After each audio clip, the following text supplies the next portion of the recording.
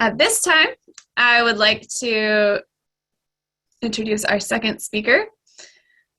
Shane Claiborne is a prominent speaker, activist, and best-selling author.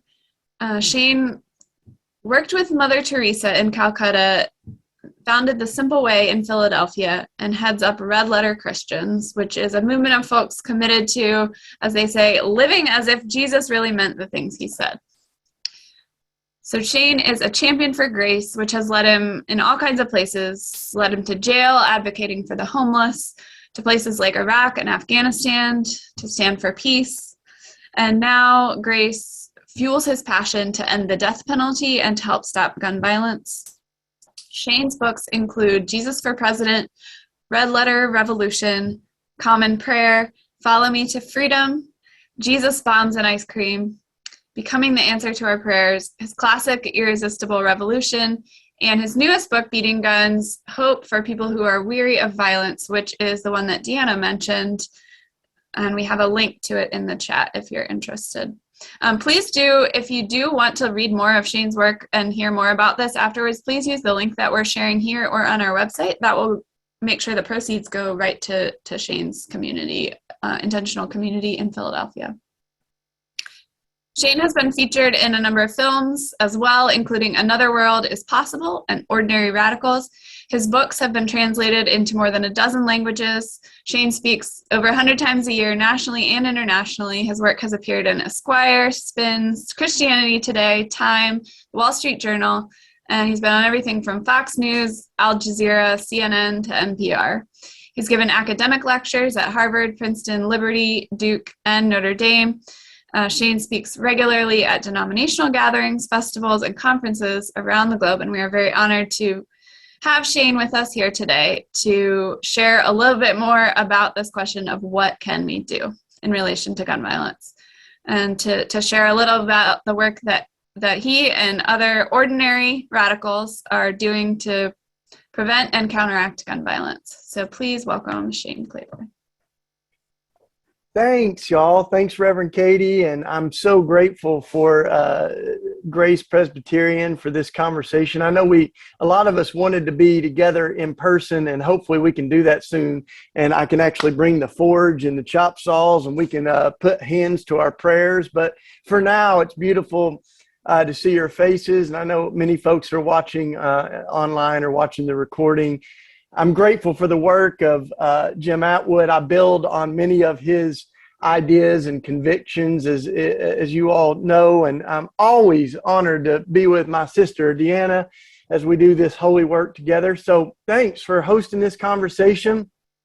I want to start with a couple of visuals. I like concrete things and visuals, so I brought a couple of items that I have on my desk here with me. And one of those is the casing from a bullet that I picked up on our block. And in fact, I have a whole bowl of these bullet casings that I've picked up off of our block. We've got a bullet mark in the front of our house and one on the back of our car from stray bullets. And so my passion for this, as you will hear more, is not just ideological. And not just theological, but we've seen too many lives cut short by guns, and that's what fuels my passion. So I carry this with me, this bullet that was actually right after a shooting on our block. And I also hold on my desk, this is a piece of shrapnel from a bomb that was dropped on a public marketplace in Iraq in 2003. And I hold this to remember that all of this violence is connected, right? And I was in Iraq, in Baghdad, in March of 2003, as 900 bombs a day were being dropped on Baghdad and Iraq. And this was one of those that we visited this market afterwards, and I picked that up. And on this anniversary, this is literally one day after that bombing started, and in 2003 we were there. And in just a couple of weeks, we'll be helping to organize a gathering at Riverside Church in New York City, where Martin Luther King gave his powerful talk Beyond Vietnam. And one of the connections that he makes is between the violence that we see domestically in the U.S. on our streets and the violence that we see around militarism and war. And Dr. King said, I began to realize that we couldn't tell young people in the cities that violence will not solve your problems when they look to us and say, why does our government use massive doses of violence to try to bring the change that it wants in the world?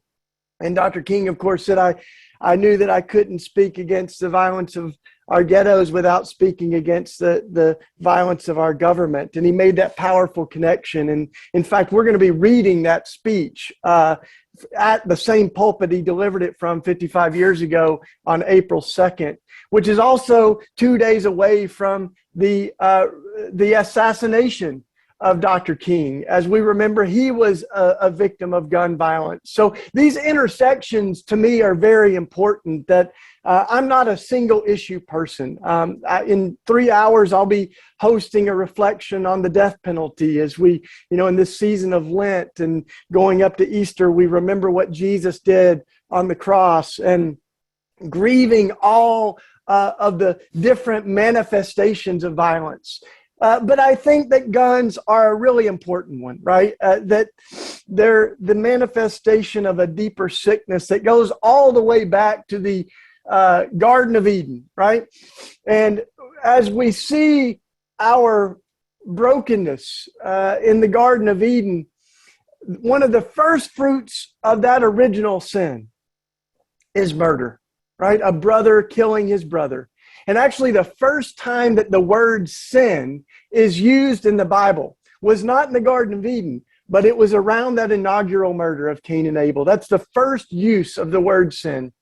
And as we read what happens after that murder of Cain killing his brother, the scripture says that the blood cries out to God from the ground. And my Jewish friends that understand Hebrew a little bit better than me, they've helped me unpack that a little bit. And they said there's a couple of things worth noting. One is that the word for blood is plural.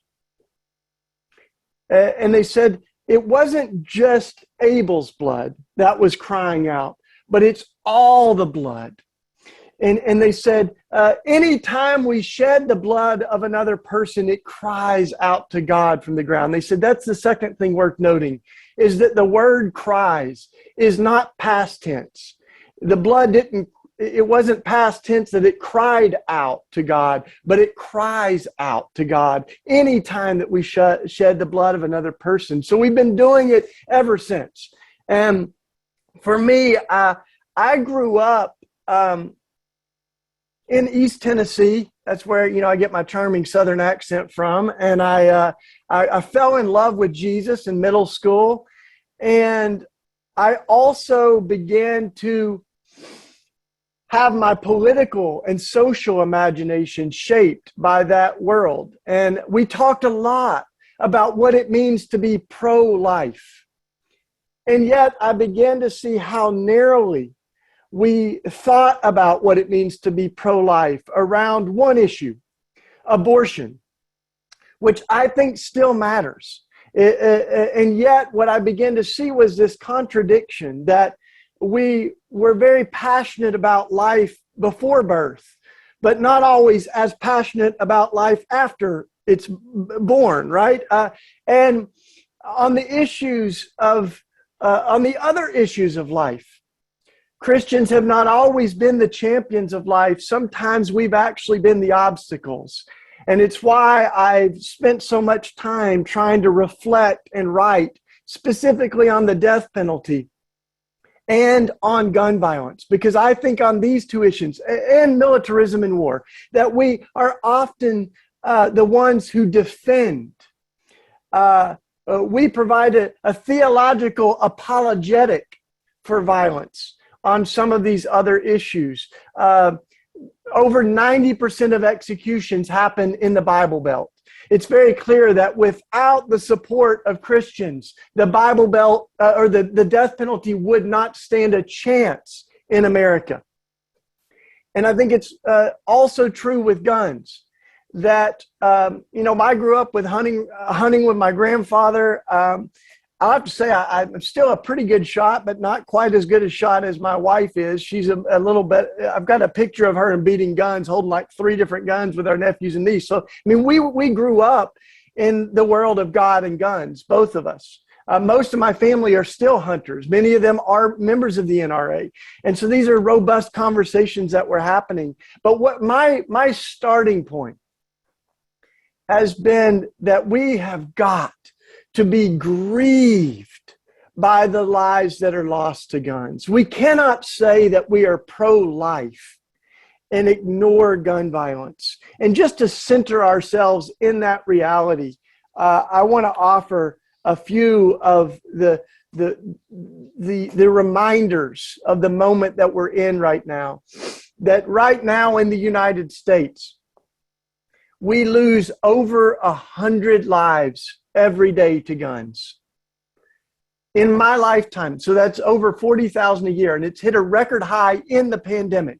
As you all may know, we're over 41,000 lives lost to guns. In many cities like Philadelphia, that's the highest rates of gun deaths that we've seen in 3 decades, highest during the pandemic. And in my lifetime, I'll just put it all out there, y'all. I'm 46 years old. And in my lifetime, we've had more lives lost domestically to guns than in all of the casualties of all of America's wars throughout American history.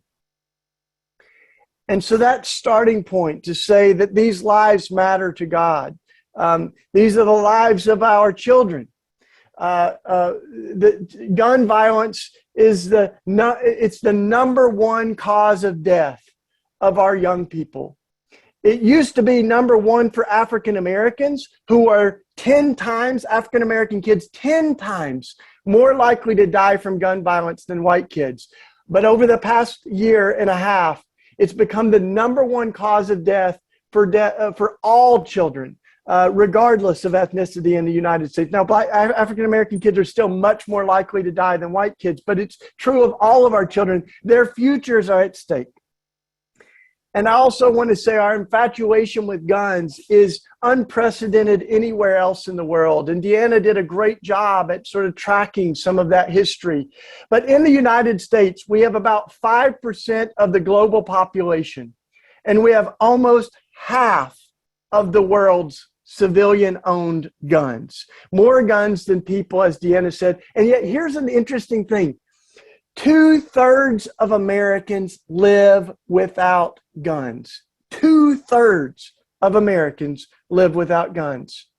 And yet we still have more guns than people. So if you do the math, you see that what we now know is that 3% of our U.S. population own almost half of our guns. Over 115 million guns owned by 3% of our population. So that's what I sometimes call gun extremists. They're not just gun owners that have a rifle, but they're folks that many of them have. We document one person in our book that has over 4,000 guns. We just had a donor with Raw Tools, a family whose loved one died and left them with 160 guns. And I asked Mike how many blades of the chop saw it took just to chop those up. And it took, it took hours and hours just to decommission those guns. And so that's kind of what we're left with. We've got 5 times more gun dealers in America than McDonald's restaurants. We have a problem, right? And we're producing guns and arming the world, especially, citizens in this country, but really all over the world. We've exported those guns at this rate. Listen to this, an average of 9.5 million guns a year. 9.5 million guns a year, 26,000 guns a day. That's what we're manufacturing. That's what we're producing. We're pumping into the world 1,000 guns an hour, 1 gun every 3 seconds. 1 gun every 3 seconds. So there are folks who say that this is not a gun problem, it's a heart problem. And what I want to invite you to affirm today, what Jim Atwood affirmed so beautifully, is that we can have a problem that is both a gun problem and a heart problem. God heals hearts, and people change policies. We have been given the power to shape policies so that we do a better job at protecting lives. And I don't think that we can save every life, but I think we can save some. And every life that we save is a person who is made in the image of God, and their life has immeasurable value, right? And without a doubt, you could get rid of every gun, and people would still find ways to kill one another. We've seen people use cars as weapons, airplanes as weapons, right? We've seen in the Boston bombing, someone take a pressure cooker and turn it into a bomb. So we can find ways to kill people. And yet, there are some things that are designed to kill. Things like AR-15s, which are designed to kill as many people as possible, as quickly as possible. And that's exactly what they keep getting used for over and over again. And it's our job, I think, to be protectors and champions of life. And sometimes all of those statistics, as important as they are, they have to come close to home. And I don't want to wait until someone that you love or I love is killed before gun violence is on our radar. But the fact is that what happened for me is I relocated from East Tennessee to North Philadelphia, and we began to see one person after another lose their life. We hear gunshots so regularly that our kids know the difference between a firecracker and a gunshot. They know the gun violence personally. And what happened for me is we had a young 19-year-old who was shot right in front of our house. And I went outside and he was still alive. And so I was holding his hand. I was praying for him as he breathed his last breaths. And he was still alive when the ambulance came and took him away. But the next morning he died. And I can remember saying after Papito died, that was the name of the 19-year-old, that something's got to change. I remember reflecting on the words of Martin Luther King as he preached about the Good Samaritan story from the Gospels. And he said, we're all called to be the Good Samaritan and lift our neighbor out of the ditch on the road to Jericho. But after you lift so many people out of the ditch, you start to say, we need to do something about the whole road to Jericho. We need to do something about why people keep ending up in the ditch to begin with. And, I think that, in fact, the civil rights movement is an interesting parallel to some of the things that we're talking about, because Dr. King was told over and over, this is an individual problem. Racism is a personal bias, a prejudice. It's the result of sin, and we need God to change hearts. And Dr. King had a powerful line, as you may know. He said, a law cannot make you love me, but it can make it harder for you to kill me. That's a powerful line, right? A law cannot make you love me, but it can make it harder for you to kill me. And I would suggest that no law is going to change a human heart. No law, you can't legislate love. You can't make peace law, but what we can do is make it a little harder for people to kill other folks. And so for us the invitation that I want to offer is that we can address the spiritual crisis that gun violence is, but we can also address the policy crisis that gun violence is as well. And just to bring this home a little bit, I don't think it's extreme to speak of our infatuation with guns as idolatry. Because idols are things that we attribute God-like power to, but they are not God. And they always fall short of the promises, the kind of sacred promises they make. And you think about guns, you know, we're going to rid the world of evil. We're going to stand our ground. We're going to protect our family. All of these things that they promised us that show over and over and over that this is not true. More guns does not make us safer as a society.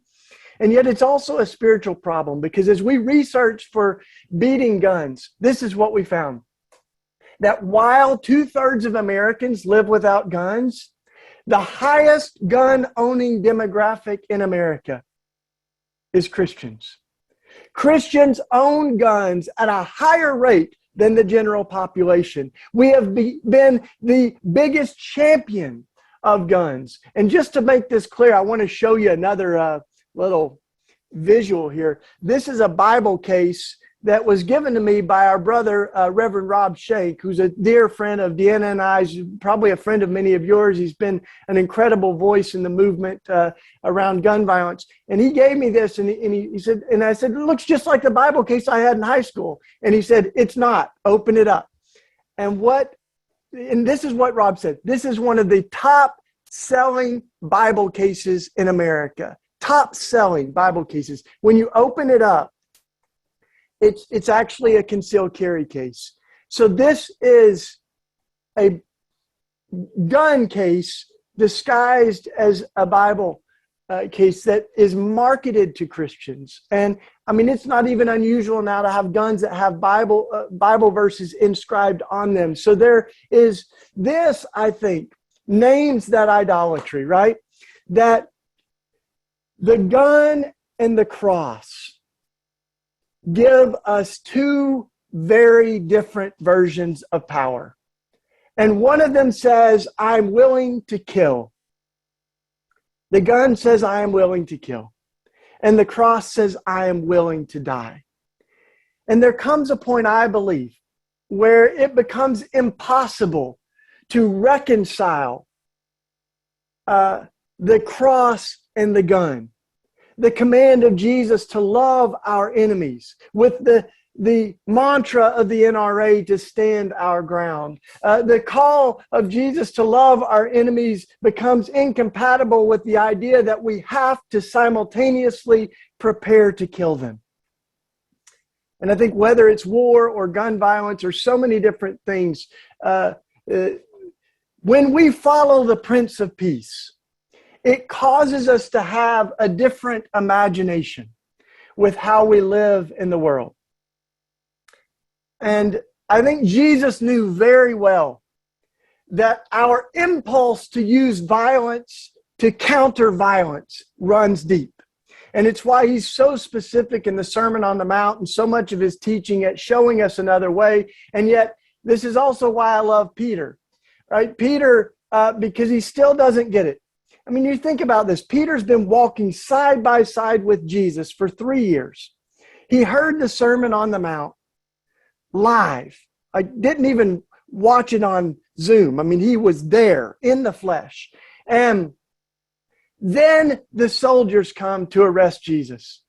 And Peter still instinctively pulls a weapon. He picks up his sword. He injures one of the men who's coming to arrest Jesus, cuts his ear off, right? And I sometimes say, I think probably the first thing Jesus did was say, work on your aim, Peter. Just kidding about that. You know, but Jesus, like, it's unmistakable what Jesus does. He heals the man that Peter wounded, puts the ear back on, right? And he scolds Peter. And he says, no, put the sword away. If you live by the sword, you die by the sword. Enough of that. When the early Christians interpreted this, Tertullian and so many others, this is what they said. When Jesus disarmed Peter, he disarmed every one of us. He disarmed every Christian. Because if ever there was a case to be made for redemptive violence, for using violence even to try to protect the innocent, Peter had the strongest case you could possibly have. He's trying to protect Jesus. And Jesus shows him another way. He shows him the depravity of his own imagination. And at one point, he even calls him Satan and says, you're still thinking with the mind of this world. The invitation is to think with the mind of God, to know that we can interact with a violent world without mirroring that violence, without becoming violent ourselves. And of course, there's no better embodiment of that than as Jesus dies on the cross, absorbing all the violence of the world to subvert it with love, forgiveness, and an empty tomb. And so it's that triumph over violence that I think we have to stand on theologically, because there's all kinds of other verses that we can use and things that we can misinterpret to try to justify violence. But I think Jesus is the lens through which we're trying to understand how to live in the world, how to love our neighbor, how to interact in a world where violence is real, where evil is real. And so that's why, this is a spiritual crisis. And we've got to address it, as a spiritual crisis. And then I, briefly just want to say that I think as we think of the policies that might save lives, we can talk more about these. But I think there's things like limiting the capacity that sinful people have. People like Peter and you and me. When we knee-jerk react with violence. And so, limiting the capacity of guns to where, perhaps guns can't shoot more than 10 rounds without reloading. And there's entire movements of hunters who are against assault rifles, gun owners that want to see a limit on the amount of, and one of the shirts that I said, I saw y'all in one of our vigils, it was Hunters Against Assault Rifles. And on the back of the shirt, it said, a good hunter doesn't need 10 rounds to shoot a deer. Things like the laws in Virginia there, one handgun a month, right? That would not undo the Second Amendment, but would simply put a limit on the amount of handguns that one person can buy in a year to 1 a month, 12 a year. And you start to go, who needs more than 12 handguns in 1 year? And I'll tell you who, someone who's making money off of handguns, right? So someone who has a problem and they're not making the world safer. So there's a lot of things that a majority of gun owners, this is important, a majority of gun owners want to see when it comes to policy changes. And some of those are mandatory background checks. A requirement that you have to report stolen guns. Some people don't even know that in many places, you don't even have to report stolen guns. And so there are many guns, 15 a day, that are stolen from gun shops that disappear onto our streets. And so reporting stolen guns, things like if you are convicted of domestic violence, that you shouldn't be able to have access to a gun, because we know that a gun in the hands of an abuser makes it much more likely that a woman will be killed. Things like a minimum age. I sometimes think of this around like cars. I think Jim Atwood used that analogy too. Cars are not designed to kill, but they can be deadly. And so think of all of the things that we've done to try to protect people from dying, even accidentally, from cars. You have to pass a driving test. You have to get a license. If you abuse the license, it can be taken away from you. We have speed limits. We have things like technology, airbags that we now have to try to protect life. And you think we even have technology for guns that would require guns be fingerprint operated, right? It's not a matter of possibility, but a matter of willpower. We've got cell phones and all kinds of things that operate off fingerprints. There could be smart gun technology that would make it harder for a kid to find a gun and use it and operate it in their own home. Someone that's trying to take their own life to use a family gun or a stolen gun to be used in a crime. So let's think not just in policies, but technology and access to information. We have very little studies that have been done on the things that really work, because the gun profiteers don't want those studies in the same way that the tobacco companies did not want cancer research, right? Because it would show that they were compliant and irresponsible. So we need transparency. We need the ability to say, we want to know what will save lives, and we care about life. And so the last thing I'll say before we open up the conversation is I think we need imagination right now. And this is why we're so inspired by Micah and Isaiah. And, as Brueggemann called it, the prophetic imagination.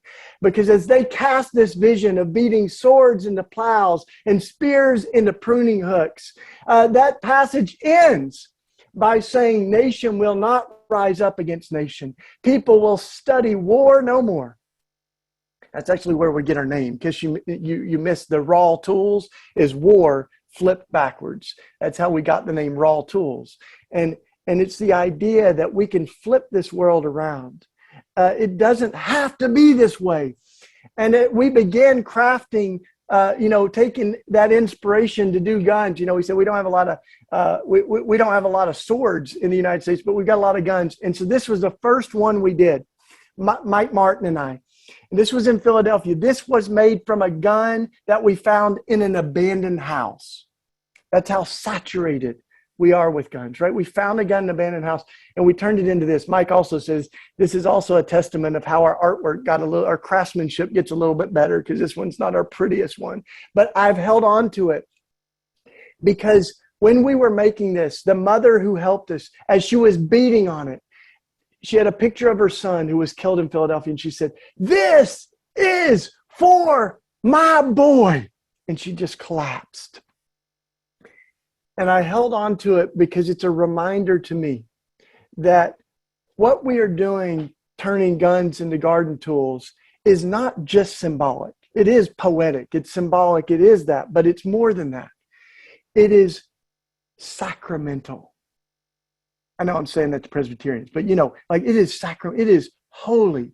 It is an invitation to participate in the holy work of God.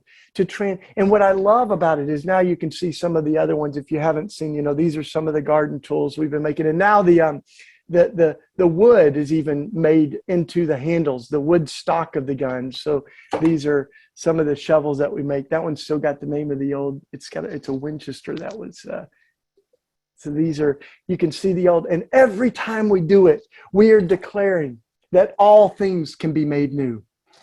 Just as metal can be recrafted, metal that was designed to kill can be recrafted into metal that is designed to cultivate life. And so can our policies. So can our neighborhoods that are so plagued by death. They can turn towards life. And what I love about that passage is it ends by saying nation will not rise up against nation, but change comes. According to the prophets Micah and Isaiah, when the people rise up and they are so tired of violence that they begin to take things into their own hands and they begin to disarm and repurpose the metal. And so the image that we're given is that change does not come from the top down. It comes from the bottom up. Just like water boils, and I think our country sees that kind of uprising of pain and frustration with the way that things are. We can do better, and we must. So it is so great to be a part of the conversation. Thank you all.